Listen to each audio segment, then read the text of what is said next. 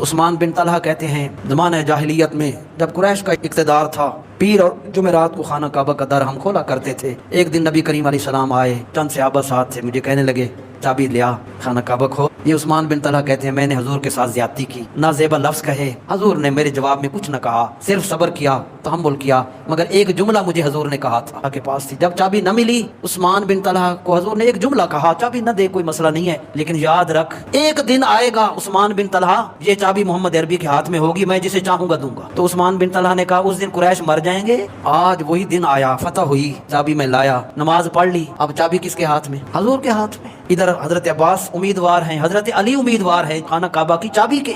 नबी करीम अलैहिस्सलाम ने फरमाया उस्मान बिन तलहा को बुलाओ। रश में उसको लाया गया, फरमाया आजा, ये चाबी तेरे पास थी, क़यामत तक तेरे पास रहेगी। यहाँ मिलती है मुजरिम को पनाहें भी जज़ाएं भी, नबूवत हो तो ऐसी हो, रिसालत हो तो ऐसी हो।